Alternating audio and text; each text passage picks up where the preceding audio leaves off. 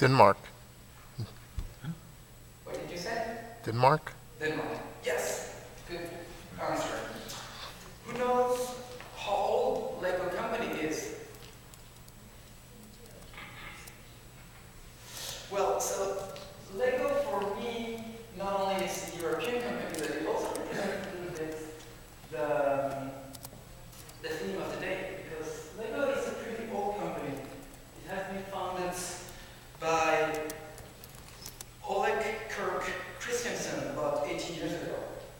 And about 80 years ago, Mr. Christiansen was creating wooden toys in 1934. And Lego, which is like God in Danish, means play well. Now, he developed his company, and in 1949 he had this idea of creating plastic blocks, which was pretty good. But his son did really a big change in the company, and he reinvented something by getting the idea of a toy system. And his son named Godfred. Godfred developed this playing structure, which is a little bit more versatile, and he created a new design also to add to that versatility and enable people to create new blocks. And then he developed also different themes and different partnerships with other companies and other known brands from the 60s until 2000 with different lines of business. And today, in 50 years, so over 400 billion Lego blocks have been sold, and the company worth today $14.5 billion, which is pretty impressive for a company which reinvented itself a few times. And they even had a new Friends Lego line, which is targeted for girls, and increased their profit for 25% this year. So this is a sample of Europe, the old continent as it's called here. But as you see, Europe does exist for over 2,000 years and has been developing at the pace of that time. But what happened is that after World War II, in 1945, Europe got out of World War II completely devastated politically and economically.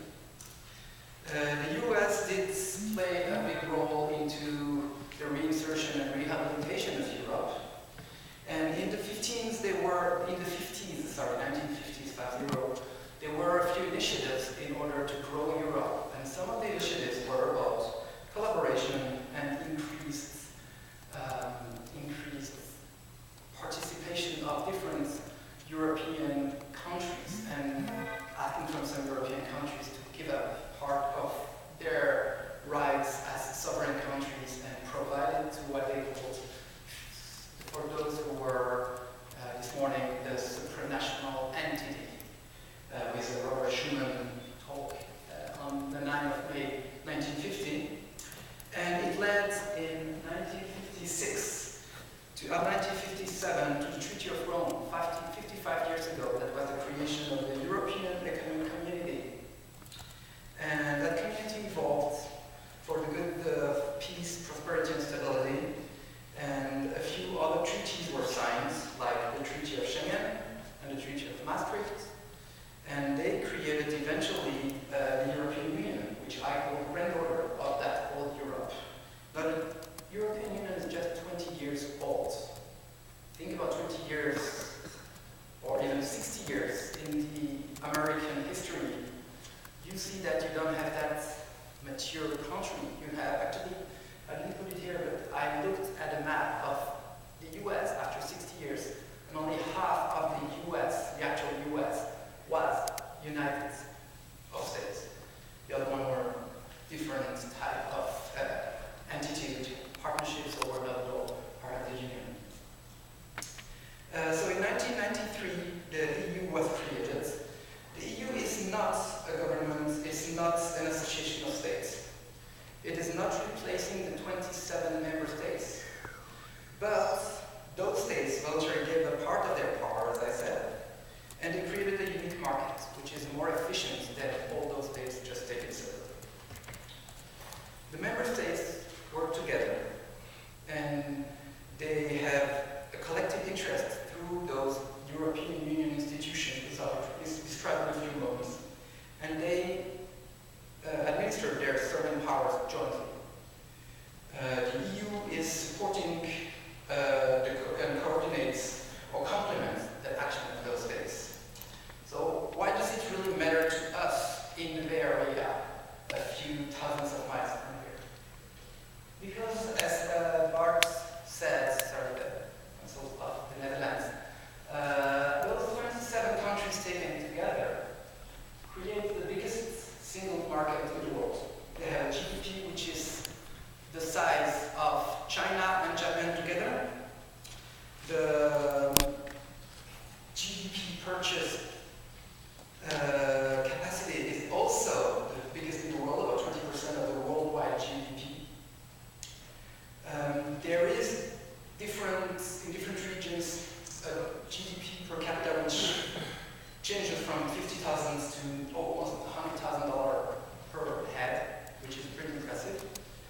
And if the population is number 3 in the world, and this is actually the largest multinational democracy in the world, they do have an economy of, as I said, 25,000 euro per head in average. They are the first both in inbound and outbound investments internationally. And 135 European Union companies are in the Fortune 500. This is the number 1 market in the Fortune 100 taken globally. The net wealth in 2012 for Europe, the European Union only, was 30% of the world's net wealth. It's a $223 trillion of global wealth. Not growing, it might not grow as fast as China or as India or other emerging countries, but 5 of the top 10 countries in the World Economic Forum Global Competitiveness Index are European Union members. So some of those countries in Europe are growing pretty fast. Research and development, which is I think also a very good indicator of growth and of innovation, which is pretty important now, is also number 1 worldwide. The European Union sponsored research from 2007 to 2013 for 55 billion euros. On patenting, they had 33% of the 5 patents, and they got over 50% of the world patents accepted in the world. So I think this is not really a market that you can avoid. Now, it might seem like a complex market, and you can see all the different structures or different views of Europe. But as we said, with those building blocks, this geographic and economic construction is based on different treaties.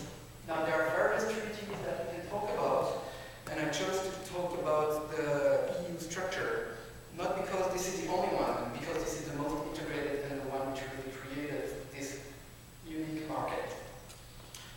There is a distinction that needs to be done between the European Union, the Eurozone, those countries that adopted the euro, between the Schengen area, which avoided the borders between Europe and which enabled goods, people, and capital to move freely among all these countries, and the European Economic Area, which includes other countries like Switzerland or Turkey. Now, as I said before, Europe works through its institution, EU. And there are 4 institutions I want to talk about now. First of all, the European Council. This is a group of heads of states, 27 heads of states, that meets twice a year. They elect the president of the European Council for 5 years, actually for 2.5 years, renewable twice. They nominate the president of the Commission for 5 years and the High Representative for Foreign Affairs and for the security to lead their common security and foreign policy. They define the general political directions and priorities for the European Union. And therefore, they provide strategic guidelines and they solve the crisis when those happen. Sometimes. The European Commission is really the executive body of the EU. One of the more powerful ones from an EU perspective. It is composed by about 23,000 European civil servants. It was created in 1951. The working languages in the Commission are English, French, and German. The president is nominated for 5 years. The current president is José Manuel Barroso from Portugal. And the Commission, with its with the College of Commissioners, is, as I said, approved by the Parliament, nominated by the European Council, and they have different departments. The Commission called Directorates General. It's like ministries in a regular government, and the commissioners are head of one or more Director Generals, DG. And those Director Generals are divided in services, like the subsidiaries. The Commissioner, along with the Director General, which is head of his cabinet, really administer two things. They are creating new laws, and they are also making sure that those laws are properly implemented along the European Union.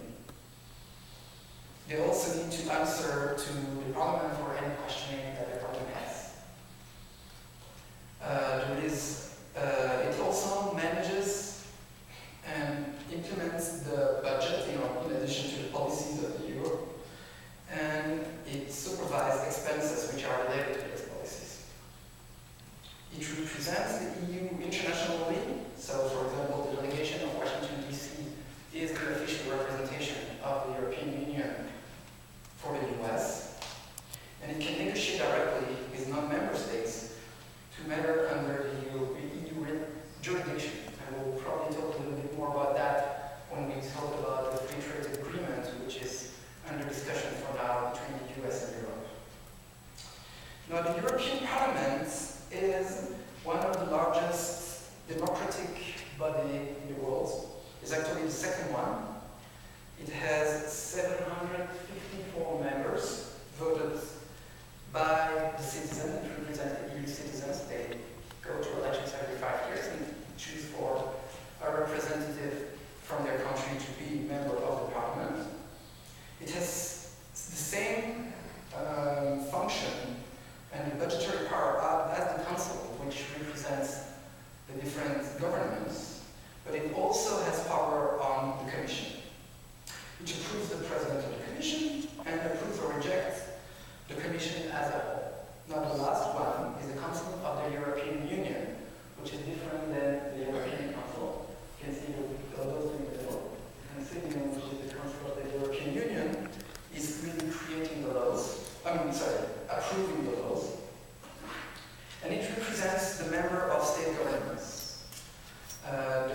There can be different numbers of people sitting there, and usually those are the relevant ministers for the affairs. So, for example, if we are talking about fishing, then it's probably our agricultural ministers.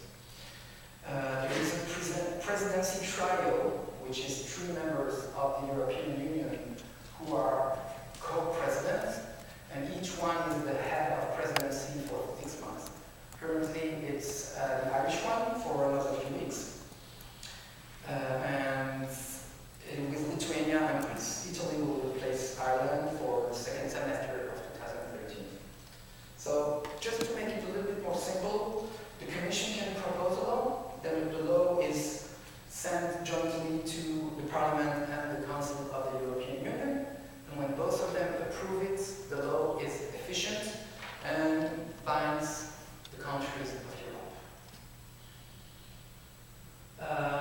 Europe doesn't interfere in any matter of the European Union.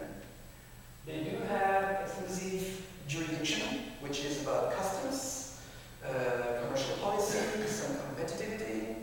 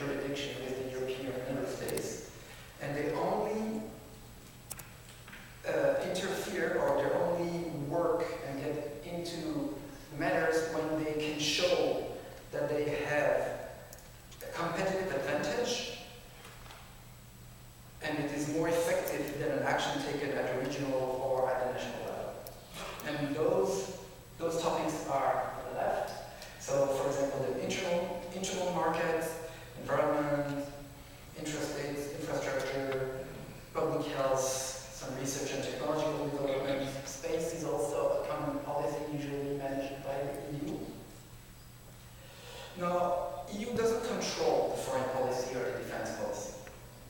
It does, though, create a unified policy which is managed by those